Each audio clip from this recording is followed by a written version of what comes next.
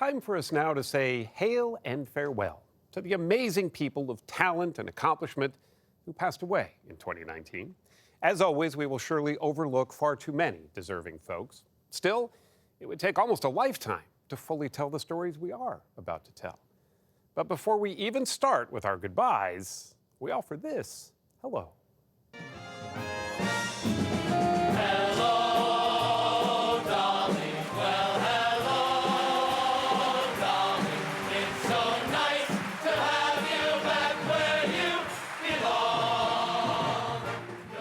Channing did indeed belong on a Broadway stage. It was home. By her count, she did some 5,000 performances of Hello, Dolly, but to her, it never got old. I'm gonna raise the roof. She's absolutely ageless. She doesn't belong to any era. At 97, she was still Dolly to everyone. I'm the original. Is that a privilege? And people come up in New York out of manholes when they're rebuilding the subway. They come up with helmets on out of the manholes and they say, "Hello, Dolly." Here's my hat, fellas. I'm staying where I'm at, fellas. Dolly'll never go away again. Dolly was timeless, and so was the Broadway composer who wrote that tuneful score, and many, many more. Jerry Herman.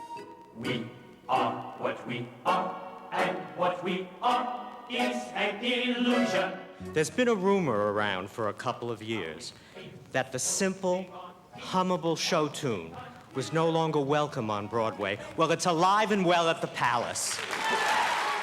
We lost him this past week at 88. But perhaps Broadway's biggest light was Hal Prince. There's something about the theater that you can't get anywhere else. Why don't we exploit that, enjoy that? In his 91 years, he produced and often directed some of our most enduring musicals. Don't cry for me, Argentina. I like directing. I love it. I'll tell you something, I've been correct more often listening to myself than listening to other people. Big names can come in the smallest of packages, mini packages even. We lost Russi Taylor this year, the voice of Minnie Mouse. Mickey and Minnie Mouse. Oh, look, Daisy! Mickey and I have the same last name.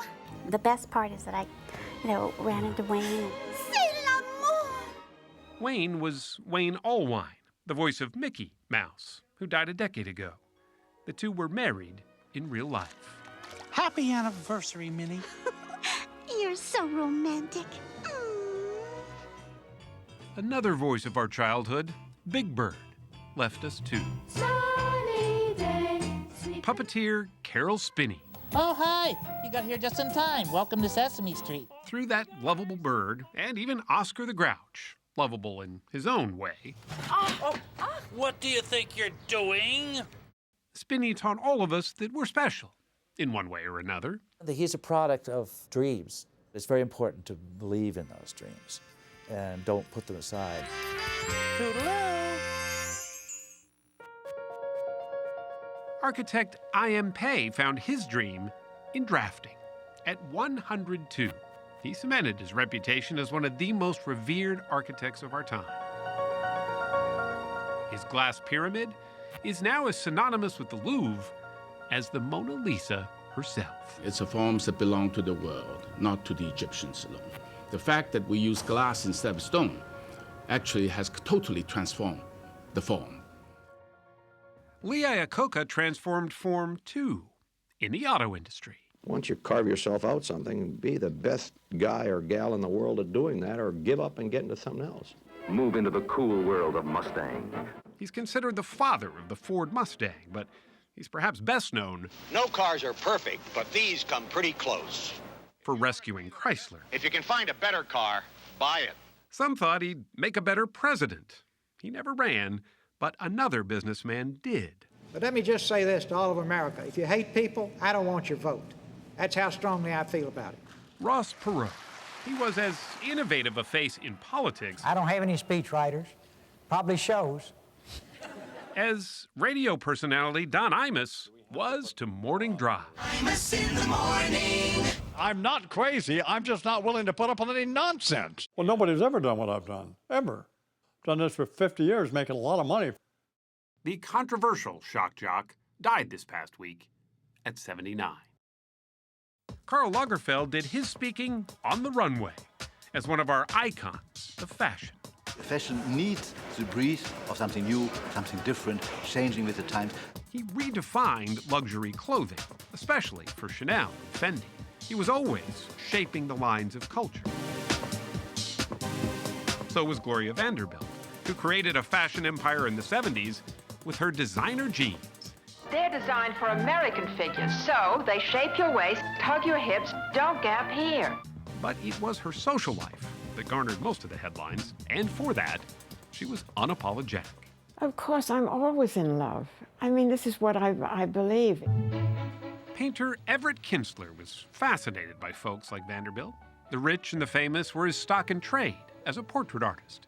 He could paint anyone. Almost matches. I'd recognize it anywhere. Even a face of ours. That's remarkable. As long as I didn't have to do people, I was all right. Dan Robbins helped all of us who wished we could paint but couldn't by inventing the paint-by-numbers kit. It's quite simple. He merely fills in the colors as indicated by numbers found here and there on the canvas. It was, in the end, well, magic. We lost Rick Ocasek this year, the lanky lead man of the Cars who blended new wave and punk into a string of hits that helped define the excesses of the late 70s and early 80s. Something fellow rocker Eddie Money knew all about. You're making records, and then you're on the road a lot, and there's always going to be a lot of beer around, and there's a lot of women around, and there's a lot of I guess you'd have to say drugs around. We lost him at age 70 to cancer. Cancer also took the affable Peter Tork of the Monkees. Hey, with the monkeys. What are you doing, mixing a drink? No, I'm just washing my socks. He was the goofball of the manufactured band, America's answer to the Beatles. Put it to her until one of us drops. Then the other will go on as the monkey. Hey, it's the monkey. People say, I monkey around. We'll be right back after the commercial.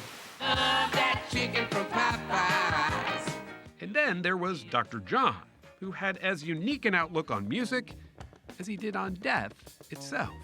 The correct way to be a musician is to play all your life, and in the last beat of the last song on the set, fall over and croak.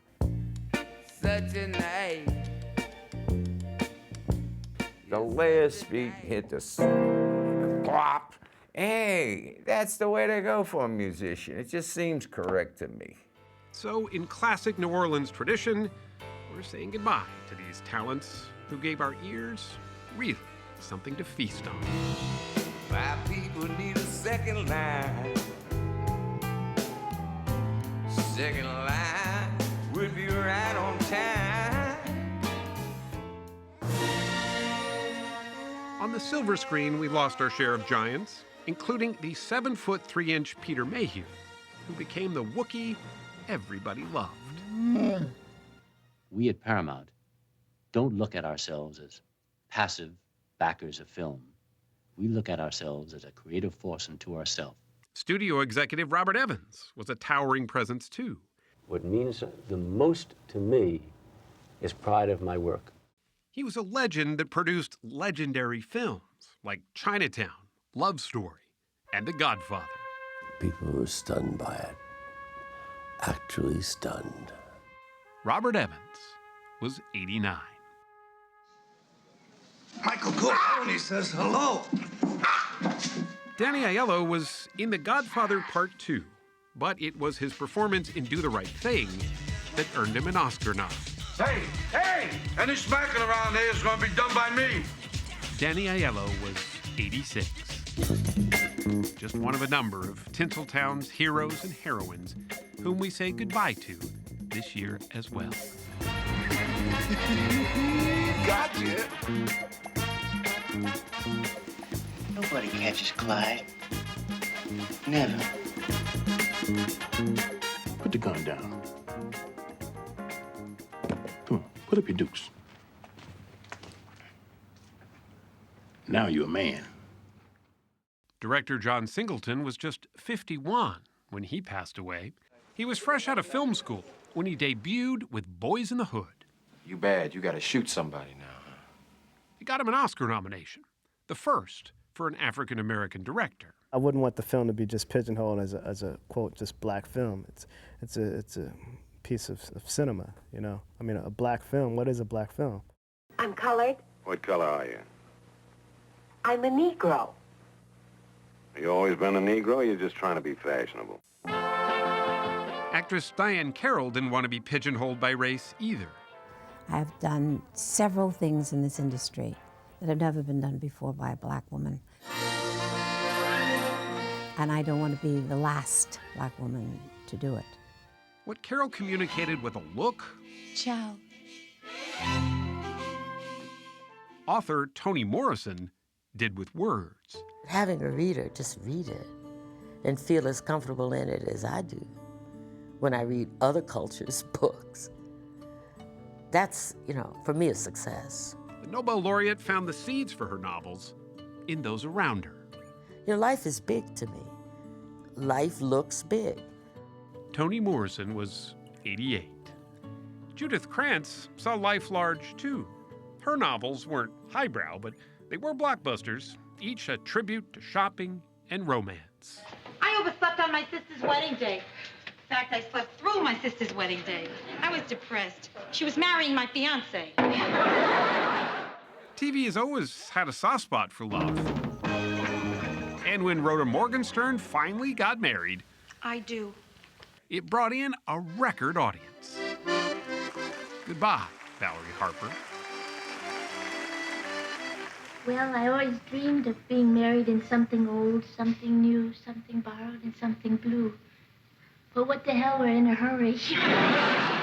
And goodbye, Georgia Engel, who, let's not forget, also tied the TV knot.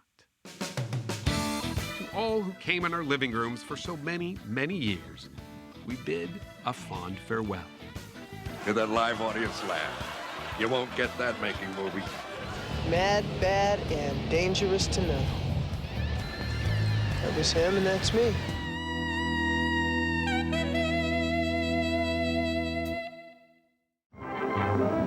There are many this year we honor not just for a life well lived, but a long one, too.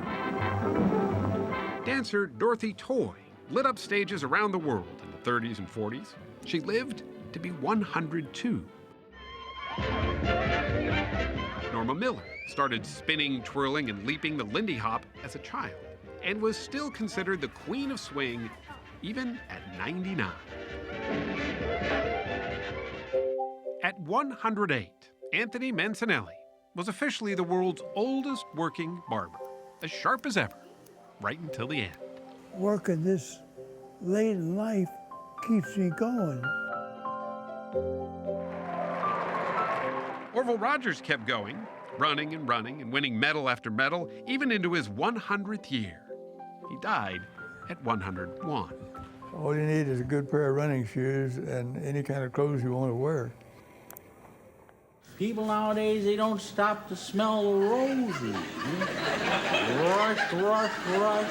But it was comedian Tim Conway who made us laugh at old age in a good-hearted way. He made Slow and Steady side-splittingly funny.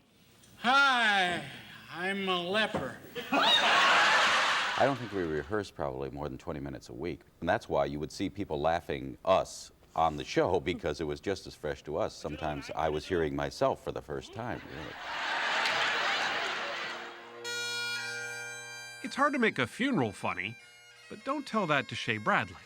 The Irishman left behind an unexpected recording to be played at his gravesite. Hello? Hello? Hello? Let me get Die from here. And we say cheers to all of those who have left us laughing along the way. All I want is my green card, not a party I have to clean up after. Very interesting, but... Can you wonder why I drink? I drink to steady my nerves. I was so steady I couldn't move last week, but... Enemies by no means. King of the road.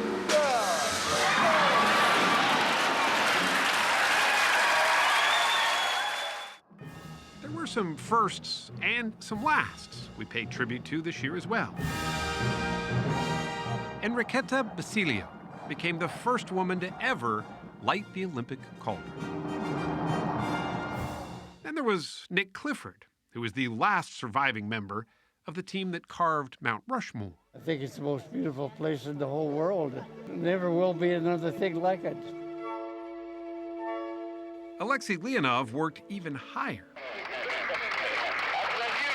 He was the first man to walk in space in 1965. That was a big victory for the Russians. But it was Christopher Kraft who oversaw the first lunar landing as head of NASA's mission control, winning the space race for good. He died at age 95. We also say goodbye to a pioneering pilot, Dorothy Olson.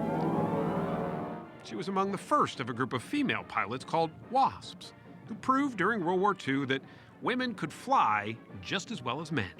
She lived to be 103. Also 103 was the last surviving pilot of the storied Jimmy Doolittle raid on Japan, Richard Cole. World War II wouldn't end for 3 more years, but when it did, nothing captured the euphoria as much as this kiss in Times Square. George Mendanza claimed to be the amorous sailor in that photo. I know that the older girls, it's a joke to them. They want to kiss the kissing sailor. I know that, and so once in a while I kiss them. We were reminded this year that while history has proud moments, it also offers dark lessons to teach as well. My number was A3317. Branko Lustig lived through Auschwitz, and he helped make sure the horrors that were perpetrated there were never forgotten. He co-produced and even appeared in the Oscar-winning film Schindler's List. People died in front of me on the camps. The last words were, "Be a witness of my murder. Tell to the world how I died. Remember." Eva Kor was among 1,500 sets of twins made to endure horrific experiments in Auschwitz. Maybe we were afraid that we were going to be separated. Her twin sister Miriam died in 1993. The two were holding hands the day they got out of Auschwitz, and they were holding hands again when they came back. We have got to tell our children what happened. That unfortunately, this is their legacy. A horrible legacy, but it happens to be the one that they have. You all said you would never forget. Well, I'm here to make sure that you don't. Luis Alvarez spent months at Ground Zero after 9/11, and he wanted the world to remember that many of his fellow first responders paid for their heroism with their health. We were part of showing the world that we would never back down from terrorism and that we could all work together. Alvarez died at just 53. 1 month later, Congress passed the Never Forget the Heroes Act, allowing victims to file claims all the way up until the year 2090. One of those who voted for it was Congressman Elijah Cummings, whose fire and brimstone oratory often made the House feel more like a church. When we're dancing with the angels, the question will be asked, in 2019, what did we do to make sure we kept our democracy intact? We also lost the longest-serving congressman. We're not the masters of this nation. We are public servants, and that's the highest calling of all. John Dingell, who represented his district in Michigan for 59 years. He left us at age 92. I'd like to be thought of as a good lawyer, and I hope I will. Supreme Court Justice John Paul Stevens didn't retire until he was 90. In part, it sounds like, because he enjoyed the court's camaraderie too much. We really all agree with one another. The disagreements, of course, are those that are publicized, and the 5-4 decisions in dramatic cases give people the impression that it's a cauldron with people fighting with one another and that sort of thing. But actually, it's a very close working relationship. It goes to show we might not be as divided as we sometimes feel. Heck, even the pop duo Captain and Tennille had their differences. But when Daryl Drake, the captain, died at 76, Tony Tennille was right by his side. I'm in love, I'm in love, I'm in love, I'm in love, I'm in love. Maybe as we close out one year and enter another, we should look to someone who, it seemed anyway, had one of the most optimistic outlooks of anyone. Doris Day. She was as charming as the songs she sang, rooted, she said, in one basic fact. Most boys and girls don't know how to say I love you. So you've got to say it for them. In 32 bars of music, no more, no less. Que sera, sera. Whatever will be, will be. There are many more generous, talented, brave, and unique folks that we have failed to mention this morning. But our thanks go out to all of them. Their lives showed the rest of us how to live. And for that, we bid all hail and farewell.